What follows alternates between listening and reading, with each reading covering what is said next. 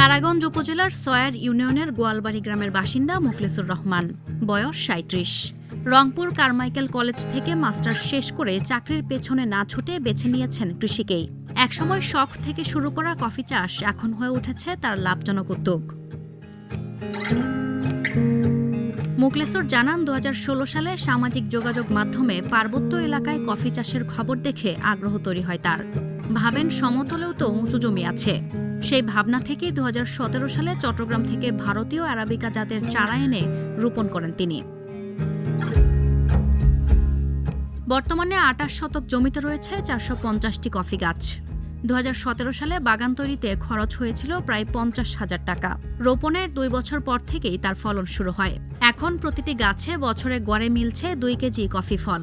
মোখলেসুর রহমানের কাছ থেকে অনেকে অনুপ্রাণিত হয়ে কফি চাষও শুরু করেছেন বলে জানান এলাকাবাসী। আমাদের এলাকার গর্ব এবং কৃষকের মডেল, কারণ হচ্ছে উনি এই কফি বাগান সর্বপ্রথম উনি করছে। আমাদের এখানে এলাকায় কফি চাষটা উনি নিয়ে আসছে। ওনার দেখে যখন উনি কফিতে অনেকটা লাভবান হচ্ছিল, ওনার দেখে কৃষকরা সবাই এই কফি চাষে আগ্রহী হয়েছে এবং ওনার কাছ থেকে চারা নিয়ে সবাই কফি চাষে উদ্বুদ্ধ হয়েছে এবং চাষ করতেছে। এর কাছে আমি কফি বাগানের অনেক কিছু শিখছি, এখান থেকে প্রশিক্ষণ করছি। আমিও ১০ শতক মাটিতে লাগাইছি, অনেক লাভবান হয়েছি। প্রতি বছরে অনেক বেনিফিট আসছে। চট্টগ্রাম থেকে আসা ব্যবসায়ীরা কেজি প্রতি ১,৪০০ টাকা দরে কফি কিনে নিচ্ছেন মোখলেসুর রহমানের কাছ থেকে। সব খরচ বাদ দিয়ে এই ছোট্ট কফি বাগান থেকে এখন বছরে প্রায় ১ লাখ টাকা আয় হচ্ছে বলে জানান মোখলেসুর। এই কফি নিয়ে নিজের ভবিষ্যৎ পরিকল্পনার কথাও জানান তিনি।